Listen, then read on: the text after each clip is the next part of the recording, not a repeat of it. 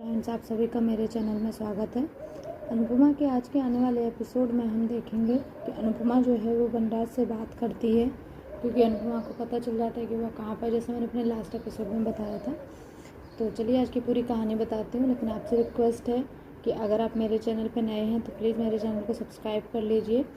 अगर वीडियो पसंद आए तो लाइक ज़रूर करिए।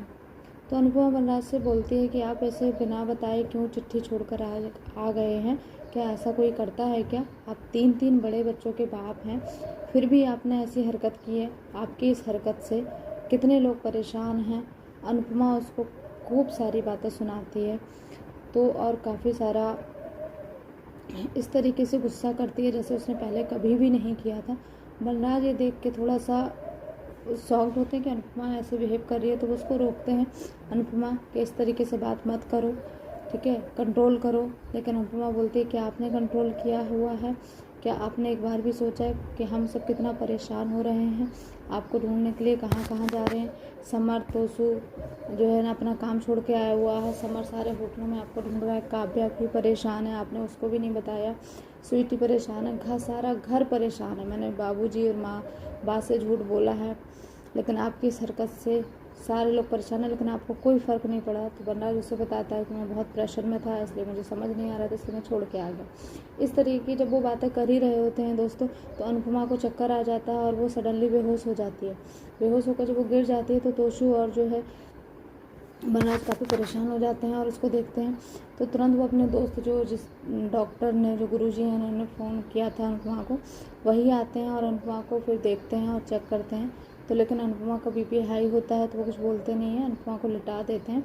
फिर वनराज आके उससे, अपने दोस्त से पूछता है कि अनुपमा को क्या हुआ है, तो उनका रिपोर्ट आने के बाद बताएंगे। साथ ही वो दिखाते हैं कि वो एक गिलास होता है जिसमें वो जूस भर रहे होते हैं और जूस जो है ना ओवरफ्लो हो जाता है। तो वो वनराज को समझाने की कोशिश करते हैं कि वनराज, जिस तरीके से गिलास जो है ना ओवरफ्लो हो गया है, बाहर फैल गया है जूस इसका, इसी तरीके से लेडीज़ का होता है, उसके बारे में बताते हैं। इस तरीके से अनुपमा की सिचुएशन है कि अब उसकी सहन शक्ति जो है ना वो ख़त्म हो गई, इसलिए जो है ना ओवरफ्लो हो गई है सारी चीज़ें, इमोशंस का, हार्ट का, एवरीथिंग का, जिससे वो बेहोश हो गई है।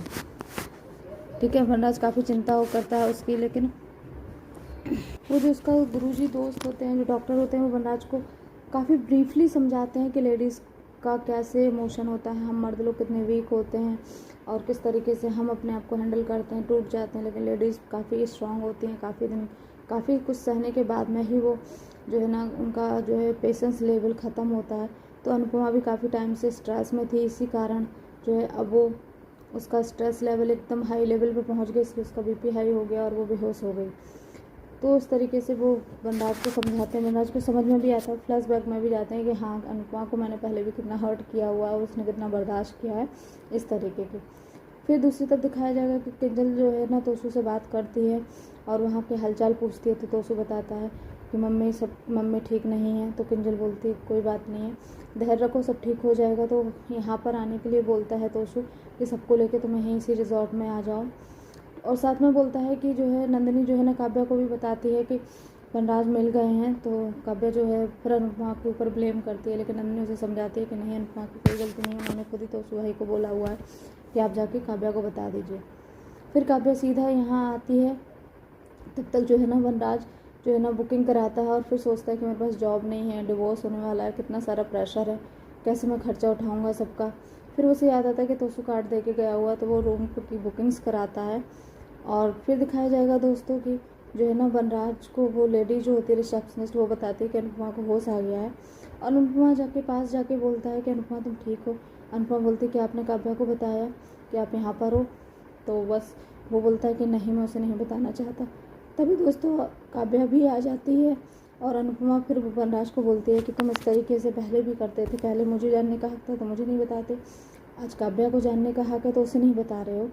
इसी कारण से ये सब मुसीबत आ रखी है। अगर आप साफ साफ बोलेंगे तो किसी को कोई प्रॉब्लम नहीं होगी। फिर अनुपमा को चक्कर आता है, वनराज उसे होल्ड करता है, तभी काव्या ये सब देख लेती है और आज का एपिसोड जो है वो यहीं पर ख़त्म हो जाता है।